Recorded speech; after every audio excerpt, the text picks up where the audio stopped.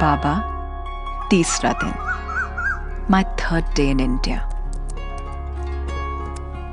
You know, it has taken me a long time to come back, to look again.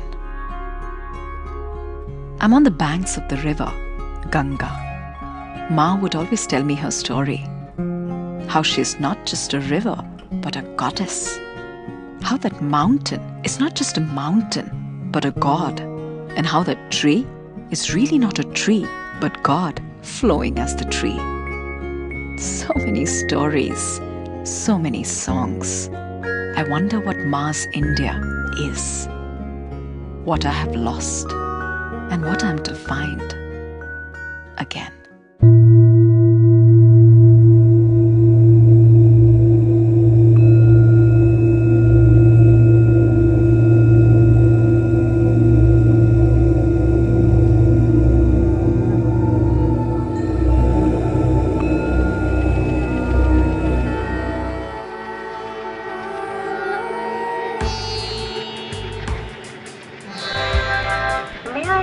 Attention please. 9323 Indore Bhopal Intercity Express is expected to depart at 6 hours. So, all good things in life are expected. They may happen or they may not. That's a good sutra to remember, especially when you're attempting a dive into what is perhaps this world's oldest living religious thought. अच्छा, people को हम लोग विष्णु अवतार मानते हैं. हाँ, इनकी पूजा होती है. यहाँ तो हर चीज़ पत्थर में जब भगवान को मानते हैं तो पेड़ में तो भगवान मानते ही हैं, है कि नहीं? Yes, the Hindu thought. Timeless really. 3,000, 5,000, who knows how many years old.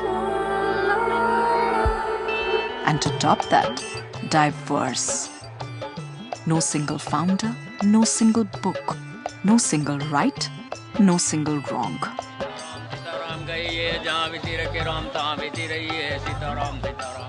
Yes, it's a challenging landscape. But here they tell me the story is simple. No theory, only experience. One-on-one, direct. परंतु माया माया माया माया पैसा पैसा पैसा पैसा पैसा माया के वो पुजारी आगे का कुछ फिक्र है इस घर से और आगे एक दूसरा भी घर है. The word for Hindu philosophy is darshan. It means seeing, not just information, but transformation.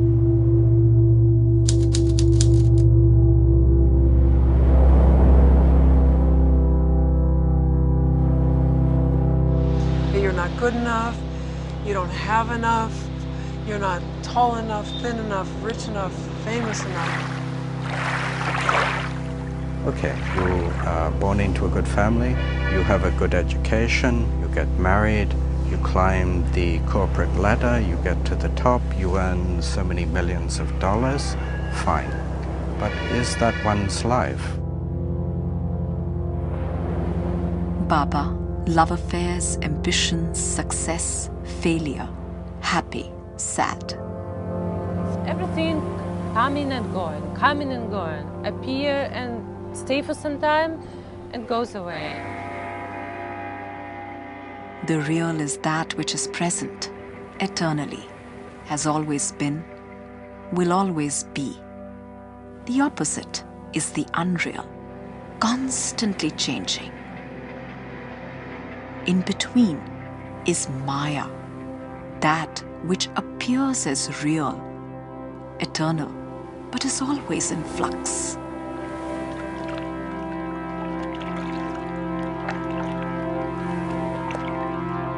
Something like a dream. When you're asleep, it's real. When you wake up, it's gone. The beauty of Hinduism is its transcendental nature.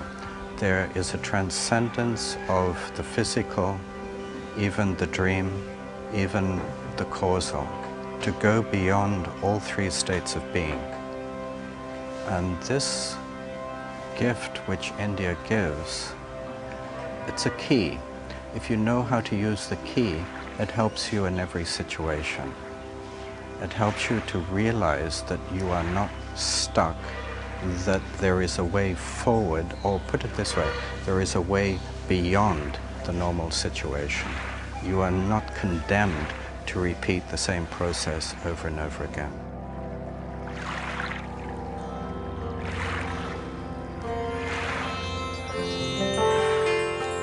A long time ago, perhaps it wasn't such a long time ago. It was the 19th of August, 1975. It was a Wednesday. I arrived about 3:30 in the afternoon. I was just going to ask you if you remember. Christopher Quilke, an Australian miner, arrived in India. Something deep inside of me said, I've come home. It was an actual physical vibration. And I looked down, and again it said, I've come home. Sages in India speak of the entire existence as our home. Rivers, the mountains, the earth, the sky. For many that are thirsty, India is an invitation into a journey towards the universal home. Here they call it moksha. It's not really a nation. Not a nation. No, it's a bhumi. It's a holy bhumi. It's a holy place. Now, this is one of the wonders of India. No matter how much we think about it and intellectualize India, its philosophy and culture, we cannot comprehend it with our mind. It's something transcendental. And I think that is why Westerners are attracted here, because they cannot control it.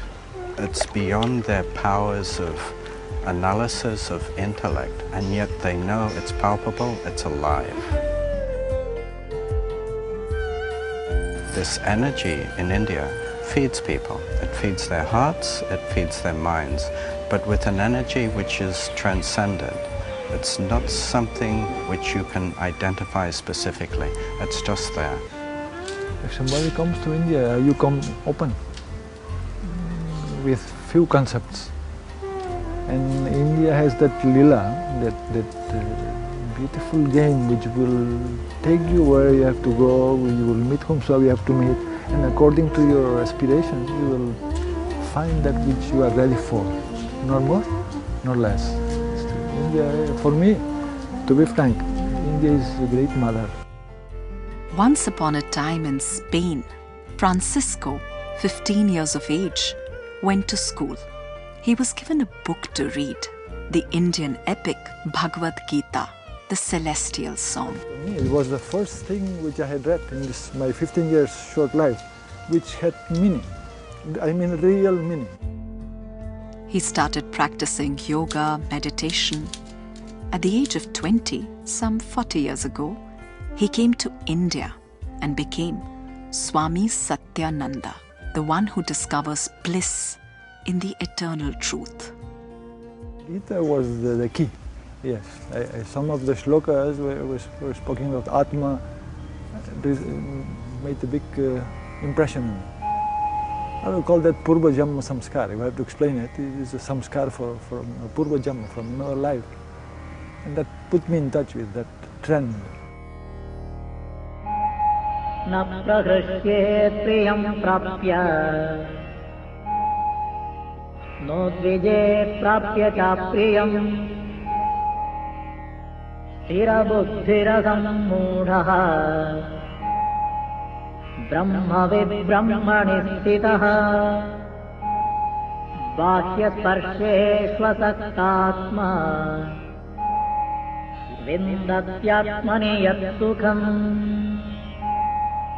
Brahma yoga yuktatma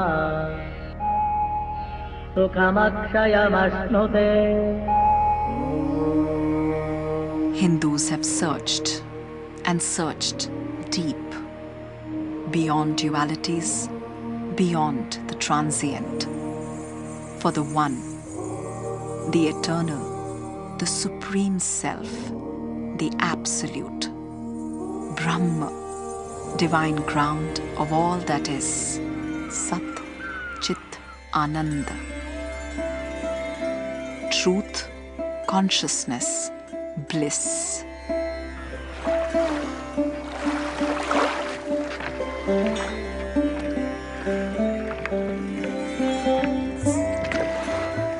दुल्हन ये परिवार सब नदी नाव संजोग उतरी परे जहाँ तहाँ चले सबे बाटू लोग.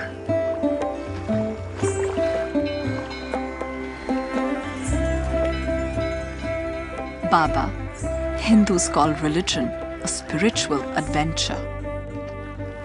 The adventure is long and often not easy.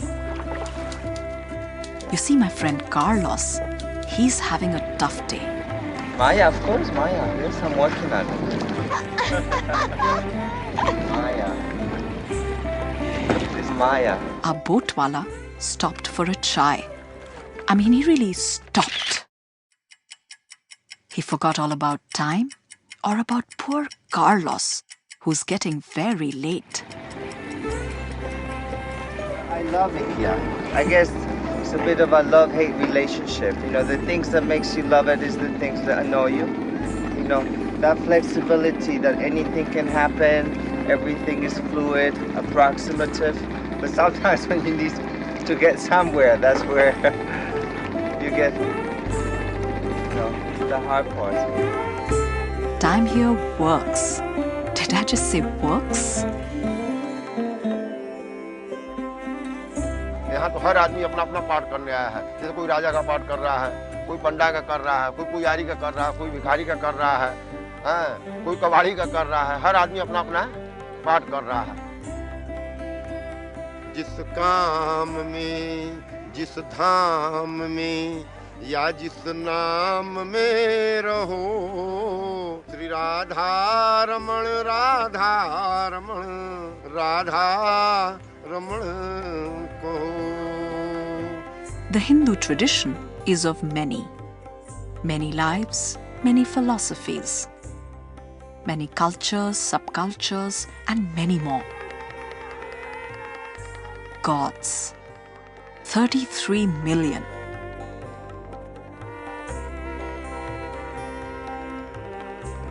It's an immense ocean.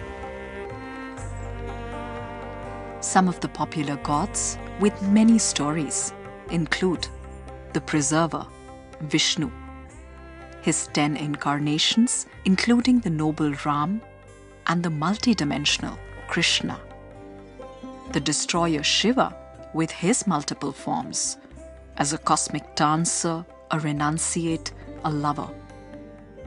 And there is also the mother goddess Shakti with her numerous forms.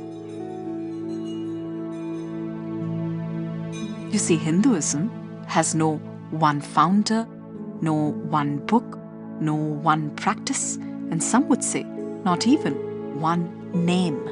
The name Hindu came when the Persians came this way, from this side of India, Bharat. The people who lived on the other side of the Indus river, the Sindhu river, were called Hindus. And then with the Muslims and the English, that the word Hindu started to be connected with the religious tradition or the spiritual tradition of the people living in that area. But the real name of Hinduism is Sanatana Dharma. In the olden texts, we don't see the word Hindu. Sanatana Dharma means the eternal Dharma. It's not founded by anybody. It does not depend on any book or a particular teaching. It's part of the cosmos. It's understanding the rhythm, understanding the rhythm of the cosmos. That is Hindu Dharma. Being in tune, being in harmony with that rhythm.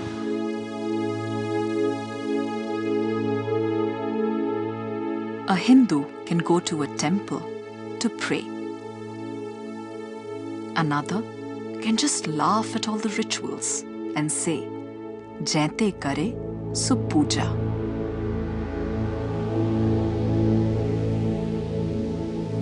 There are hundreds and thousands of different approaches, because Hindu Dharma accepts the multiplicity and the variety in nature. In nature, do we look at these trees? Not one is the same as the other one. So all human beings, we have all different potentialities. And that great mother, which is Hindu Dharma, gives us different ways of approach to each one of us. Normally religion has a book, a teaching, and one way. That is not there for Hindu Dharma. That's why sometimes Westerners have difficulty in understanding Hinduism, because things are like this in one place and the other way around in the other place, and then there is something completely different. They say, well, then what? This plus that plus many more. The possibilities are infinite. That's the beauty of it.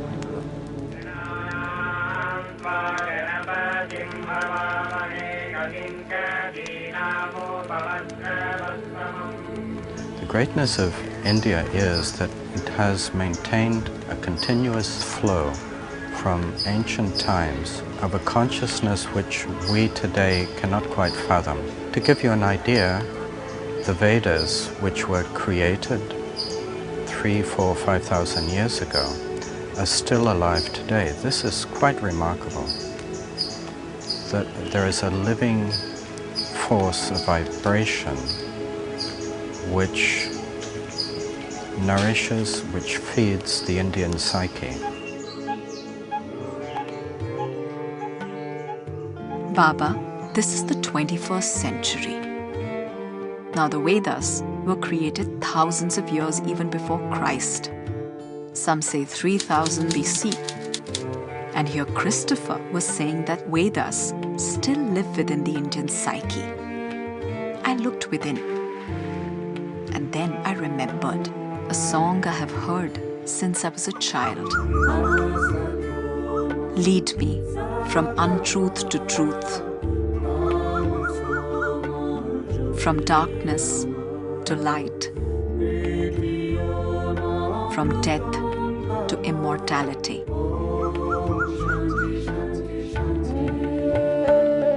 What's the greatest gift that India has given to the world?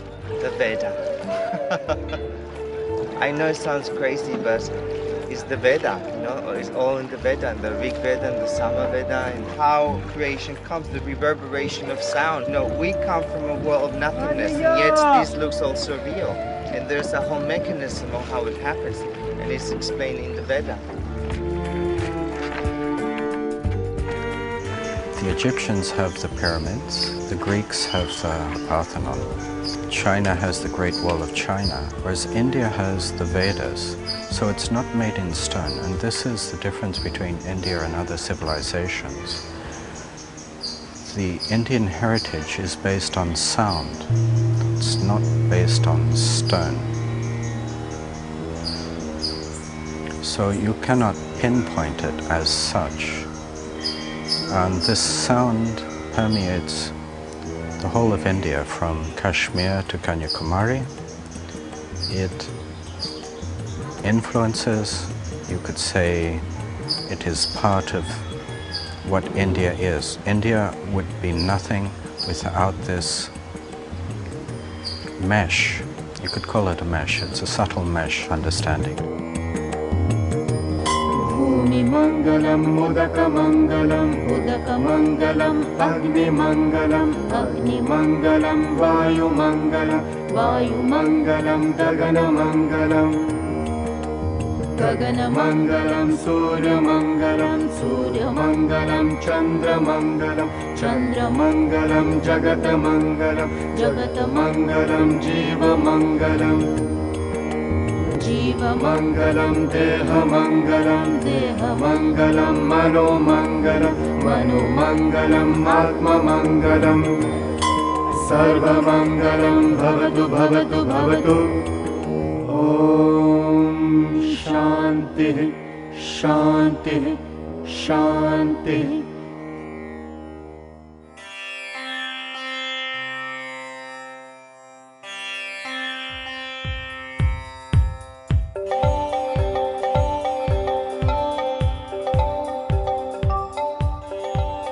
I'm at the Mahakumbh, the world's largest gathering of people.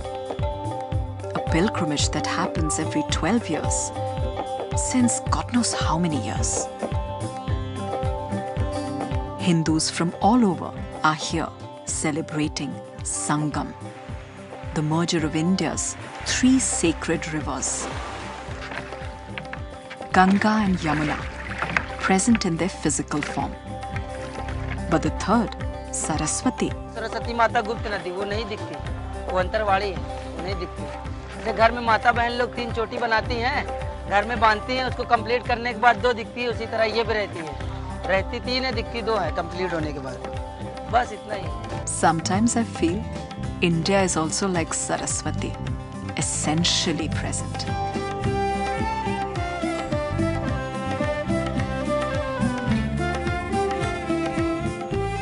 I realize the base of the Hindu pyramid may be many, but its apex is one. Weaving together the many to the one are 2 ancient threads that run across India. One braids in the sacred with the mundane. Like money is not just money, it is Goddess Lakshmi. A stone is not just a stone, it is Lord Shiva. Namaskar. And a greeting is not just a greeting, it is bowing to the divine in you. Everything here is a doorway to the divine. And the other thread? It constantly directs the inner compass towards transcendence, looking beyond this world of name and form, for the one, the nameless, the formless, the absolute. Akanksha is a name. It's a girl, young lady. But you are not just that. You have become Akanksha because time, the river of life has run like that. But to go to the source of the river, you will find you are everything. You are limitless. Bhuma means infinite. Alpa, the human mind is Alpa, human intellect. But yourself is Bhuma, the limitless. He says, Alpe Sukham Nasti, there is no joy in the limited, in the complete, the perfect, the whole, the infinite. Alone is joy. KVS.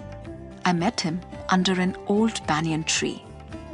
A wanderer, a seeker, an inquirer in the inner laboratory.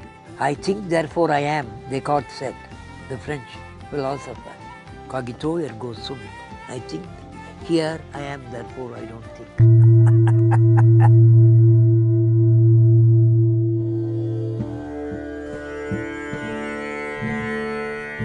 I'm sitting in a dark room in the mountains, staring out at the tree.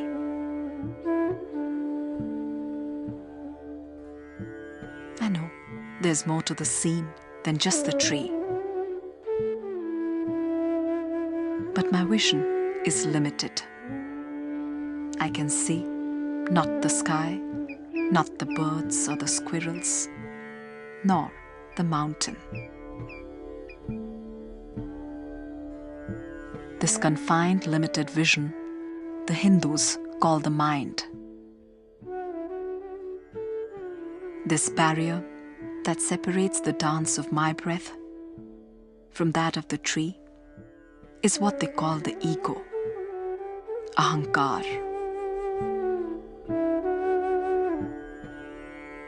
I remember Jung, called Gustav Jung, you have heard?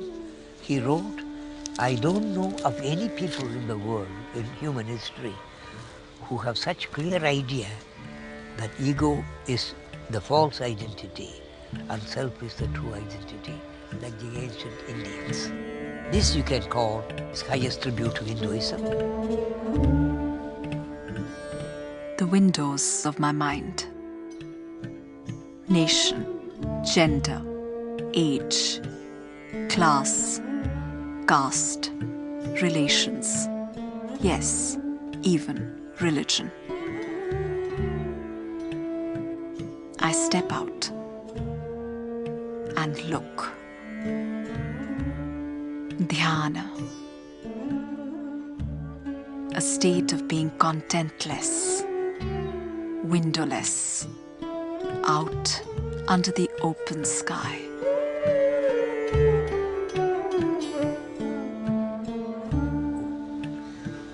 There must be something outside of this little yearning and spending. And being at the mercy of people. Somebody says good, you are happy. Bad, you are unhappy.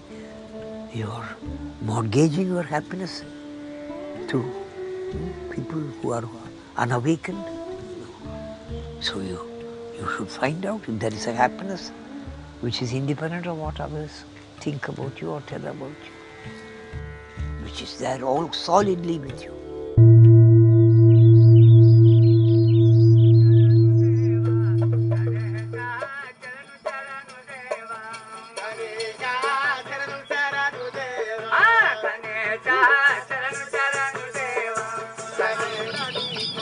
Baba, happiness comes easy in the mornings. So do stories. It was some 100 years ago. A bird lived in the forest. One day a man accidentally shot her. But here, life moves in circles. Soon the bird was born in his house as his daughter, my Amma. For the Hindus, Atma, the soul, is movement. From one species to other, from one body to another. So I could have been a rock, a tree, a bird, a monkey, before I became me. Sansar. In this beginningless, endless cycle of birth, rebirth, we are all related.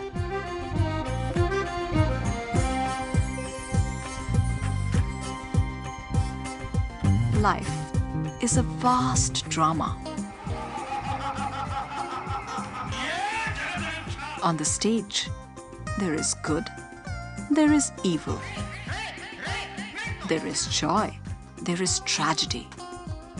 But watching it all, beyond it all, is the unborn, undying, untouched Atma. Here they say it's on a pilgrimage to eternity, moksha.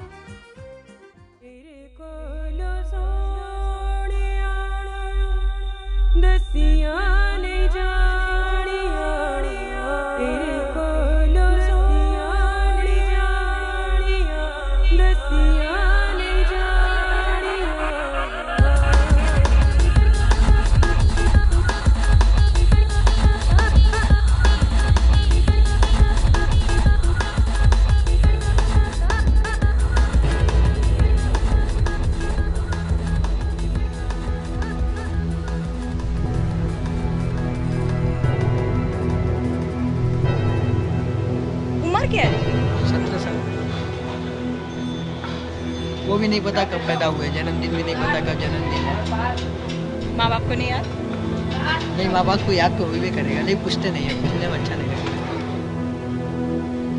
वो picture कौन सी है madam, जब हम मरने को हैं और आखिरी सोच है, आखिरी सांसें चल रही है हमारी, वो पिक्चर कौन सी होती है?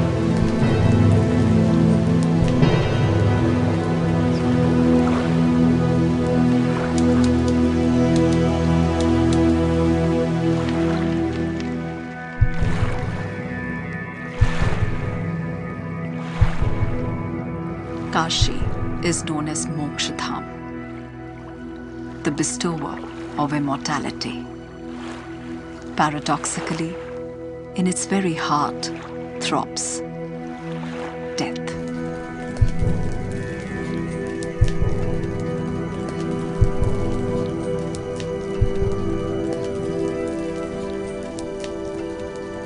I'm at the Manikarnika Ghat, Mahashamshan, the great cremation ground. Hindus from all over bring their loved ones' bodies here for the last rites. On the banks of Ganga, for who knows how long, this scene has been going on and on. Thousands have come, watched, departed. Thousands will come, watch, depart.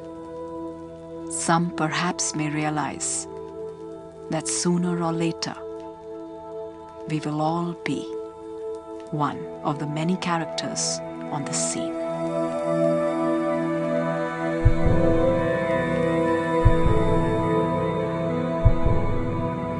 हम जानते हैं आपको, ठीक है, अब मर गए, मरेंगे नहीं लेकिन मर गए, मान लीजिए अब मर गए, तो हम लोग जितने दोस्त हैं, लोकल दोस्त हैं, हम लोग सबको पैसा मिला के यहाँ जला देते हैं, ठीक है, इसी को कर्मा बोलते हैं, इसी को कर्मा बोलते हैं।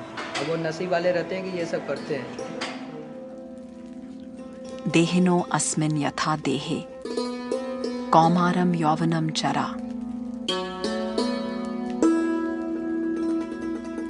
तथा देहांतर प्राप्तिर धीरः तत्र न मुह्यति. Body is like a clay pot. One breaks, another is created. The untouched Atma moves from the old to the new. But it carries with it residues of actions, of desires, of ignorance that prevent its union with the whole.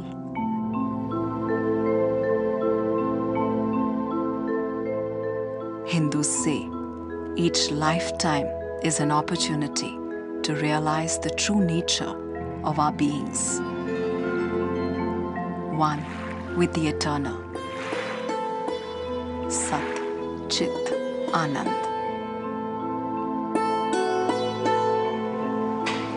ये तो बता रहे जब ये गुड़िया मरेगी, गाय कब मर भी दो, गाय मर अच्छा है, जब ये मरेंगी माता जी तो इनको हम लोग जलाएंगे। के जलाई तो के हम जलाई ना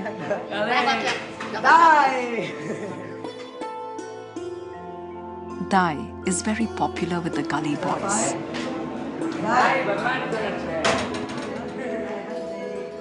They love teasing and she loves being teased. The setting is the building to your left.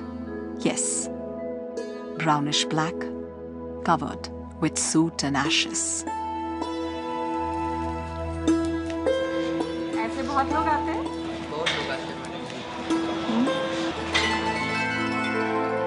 The fundamental myth of Kashi is moksha.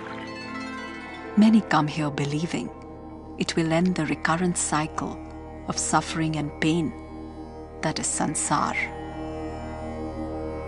The leaf falls, the tree stands.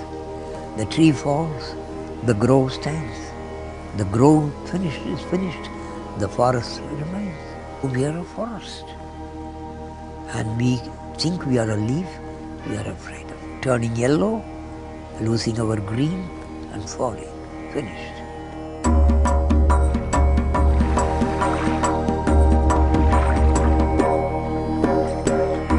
मरो वे जोगी मरो, मरण है मीठा, तिस मरणी मरो, जिस मरणी गोरख मरे दीठा.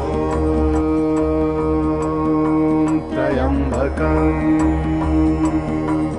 यजामहे. The death of the body alone is not the real death.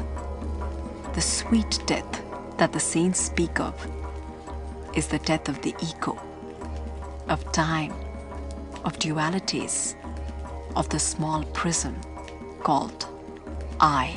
Om Trayambakam Yajamahe Sugandhim Pushtivardhanam Urvarukamiva Bandhanam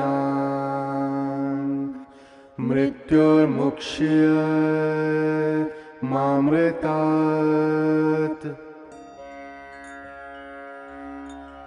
Amritasya putraha, children of the immortal. The art of dying is the art of attaining absolute life.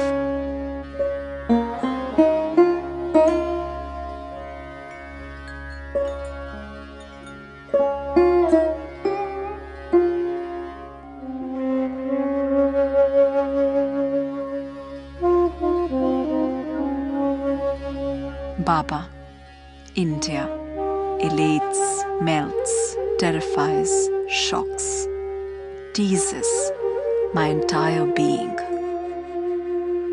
Her offering is like fire, constantly moving upwards, purifying the real from the unreal. In thousands of ways, she cajoles. Choose what you like. Meditation, prayer, dancing, singing, chanting, what you like. But choose. When the universal is our home, our birthright, why remain confined to being just human?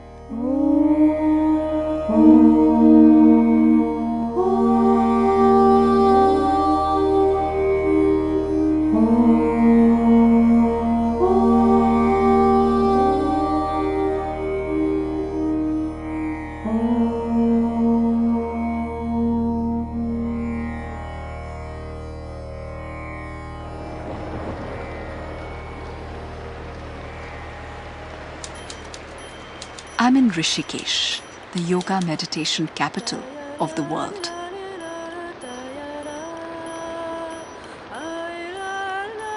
People from around 30 countries are here. What brings you here? Spiritual teachings and knowledge. Life. Happiness. Some are looking for a good body, some for a clean heart, some for happiness, others for growth. People where we live and everywhere that I go are craving to reconnect with nature, to reconnect with natural rhythms, to reconnect with earth, water, fire, air, and space. And in every way, India holds the treasure, holds the solution for this. People are hungry for what India has to offer. We have so many things. I come from America. We have everything. Everything we need, every material thing, and yet most Americans aren't happy. Because they've lost this Vedic wisdom that tells us to be happy with yourself and not with externalized possession. I've seen very few moneyed people enjoying things which are dirt-free. Like? The birds, the worm on the leaf, the butterflies of different colors, the monkeys jumping from tree to tree, the young ones clinging to the mother.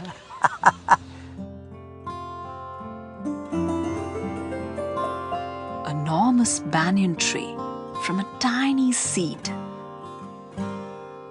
Sunshine through the leaves. The river of life dancing past the rocks. The path of least resistance. Imagine, even the Vedas told us, and they come from thousands and thousands of years ago, before modern telecommunications, before Facebook and the internet and television and telephones and Googling and text messaging. And they told us back then that we need to still the mind. Here is Bhavaram sharing with me his river of life.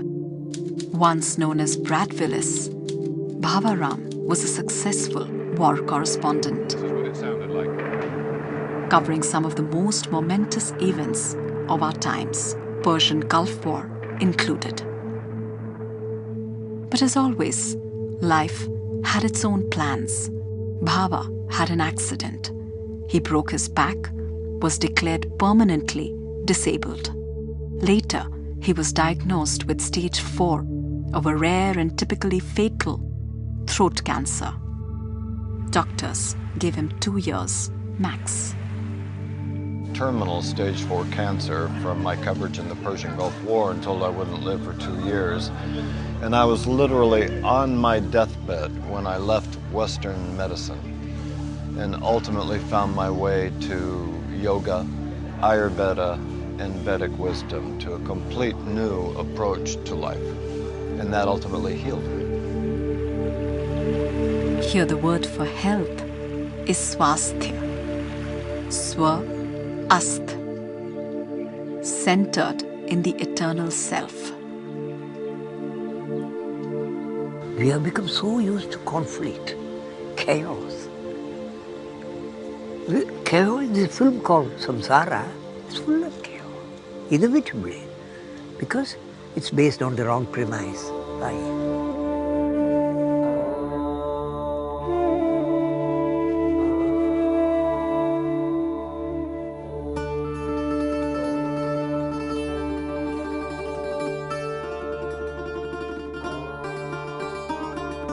Yog, union. No matter how broken, diseased, or lost we are, our umbilical cord to the eternal continues throbbing within. They say it is simply a question of remembering, reconnecting. Every moment is a possibility. Most of the time we're blind, so we have to wake up.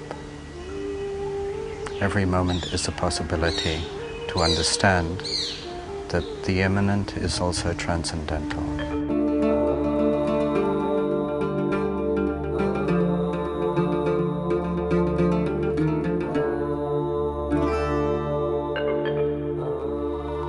Body is a reflection of nature. On the surface, many waves. Childhood, youth, old age, disease, healing. Yet something deep within remains constant, unchanging, watching.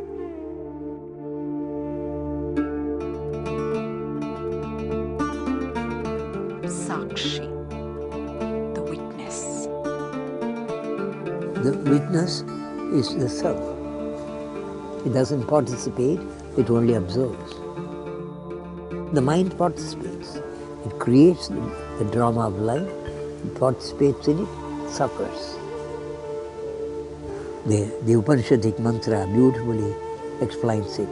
2 birds sat on the same branch.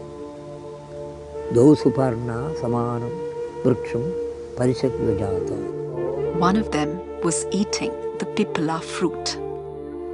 The other not eating, just observes. Eating, consuming, identifying with the whirl of changes on the periphery. Love, hate, success, failure, happy, sad.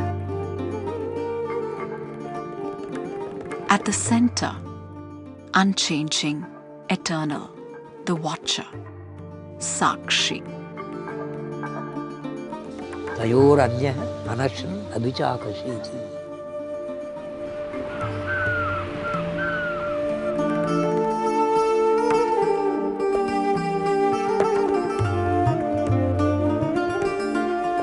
Baba, we are all wanderers here, trying this way and that, sometimes through love, other times through money, power, to become more, a little bigger.